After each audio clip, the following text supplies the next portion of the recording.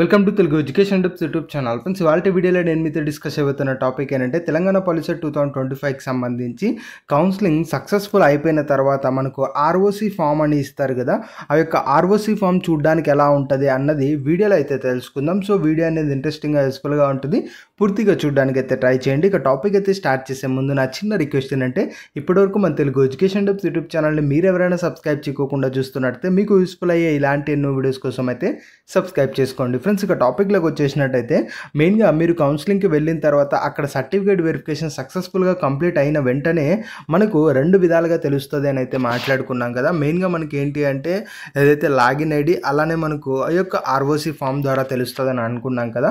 మరి ROC form అన్నది చూడడానికి ఎలా ఉంటుంది, అసలు ఆర్ఓసి ఫామ్లో ఏమేమి ఉంటాయి, అసలు ఆర్ఓసి ఫామ్ అంటే ఏంటి అన్నది ఇప్పుడు డీటెయిల్గా మనం అయితే గమనిద్దాం. అది మీకు లైవ్లో అయితే చూపిస్తాను. ఫ్రెండ్స్, ఇక్కడ మన స్క్రీన్ పైన అయితే చూస్తున్నారు కదా, ఇది ఆర్ఓసి ఫామ్. ఇది మెయిన్గా మన తెలంగాణకు సంబంధించి పాలిసెట్ రిలేటెడ్గా.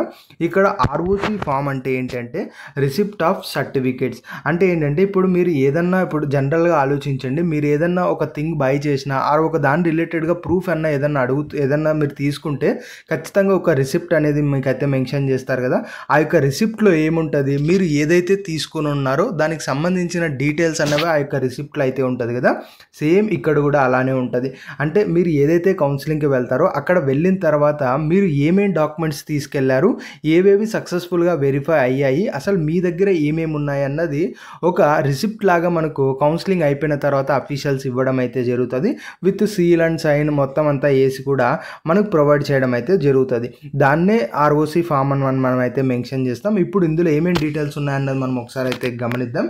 మెయిన్గా ఇక్కడ చూసుకున్నట్టయితే మనకు వెరిఫికేషన్ డేట్, ఏదైతే మనకు వెరిఫికేషన్కి అయితే వెళ్తారో దానికి సంబంధించిన డేట్ అయితే ఉంటుంది.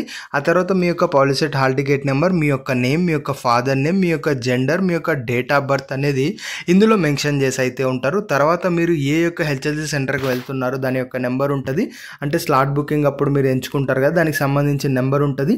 మీకు ఎంత ర్యాంక్ వచ్చింది అన్న డీటెయిల్స్ కూడా ఇక్కడ అయితే ఉంటాయి. ఆ తర్వాత మనకు లోకల్ ఏరియాకి సంబంధించి మీరు ఏ రీజన్ కిందకి వస్తారు అన్నది అక్కడ మెన్షన్ చేసి ఉంటారు.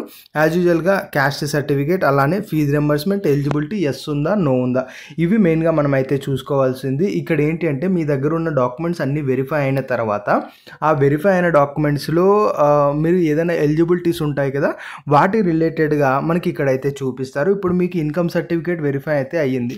వెరిఫై అయిన తర్వాత మీరు ఫీజు రింబర్స్మెంట్కి ఎలిజిబుల్ అయ్యారనుకోండి, ఇక్కడ ఎస్ అని ఉండటం జరుగుతుంది. ఇన్ కేస్ ఇక్కడ మీకు ఇన్కమ్ సర్టిఫికేట్ వెరిఫై చేసి కూడా ఇక్కడ నో ఉంది అంటే మీకు ఏదైతే ఫీజు రింబర్స్మెంట్ అన్నది రాదు అని చెప్పి మీరు అర్థం అనేది చేసుకోవచ్చు.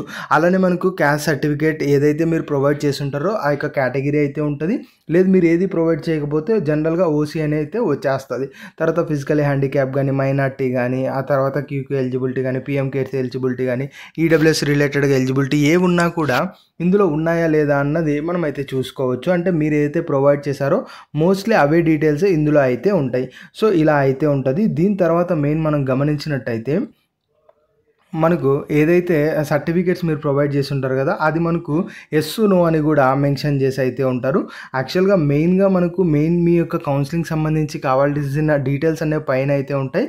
దాంతోపాటు మీరు ప్రొవైడ్ చేసిన ఏవైతే సర్టిఫికేట్స్ ఉంటాయో వాటికి సంబంధించి స్టేటస్ కూడా కింద అయితే అప్డేట్ అయితే చేసి ఉంటారు. అందులో ఫస్ట్ది ఏంటి అంటే ర్యాంక్ కార్డు కావచ్చు, పాలిసెట్ హాల్ టికెట్ కావచ్చు, తర్వాత 10th క్లాస్ మార్క్స్ కార్డు కావచ్చు, తర్వాత మీరు ఈ యొక్క పాలిసెట్లో మ్యాథమెటిక్స్లో క్వాలిఫై అయ్యారా లేదా అన్నది కానీ, స్టడీ సర్టిఫికేట్ కానీ, తర్వాత మనకు ప్రూఫ్ ఆఫ్ క్యూక్యూ రెసిడెన్స్ కానీ, ఇవి ఏవైతే డాక్యుమెంట్స్ ఉన్నాయో ఈ డాక్యుమెంట్స్ మీ దగ్గర ఉన్నాయా లేదా అన్నది ఈ యొక్క లిస్ట్ని బట్టి మనకు అర్థమవుతుంది. ఇన్ కేస్ మీరు అక్కడ ప్రొవైడ్ చేసినట్టయితే స్టేటస్ అనేది ఎక్స్ అని అయితే ఉంటుంది. ఇన్ కేస్ మీరు అక్కడ ప్రొవైడ్ చేయకపోయినా, అవి మీకు అప్లికబుల్ అవ్వకపోయినా ఎన్ అని అక్కడ మెన్షన్ అయితే చేసి ఉంటారు. ఇదంతా ఏంటి అంటే మీరు ఏం తీసుకెళ్లారు, ఏం ప్రొవైడ్ చేశారు, అందులో ఏవి వెరిఫై చేశారు, అందులో మనకు వచ్చిన బెనిఫిట్స్ ఏంటి, అవన్నీ కూడా ఇక్కడ డీటెయిల్డ్గా మీరైతే సమ్మరీ లాగా అయితే తెలుసుకోవచ్చు. ఆ తర్వాత యాజువల్గా మీరు ఈ యొక్క పాలిసెట్కి ఎలిజిబుల్ అవుతారా కాదా అన్నది ఇక్కడ ఎలిజిబుల్ అన్న చోట అయితే ఉంటుంది.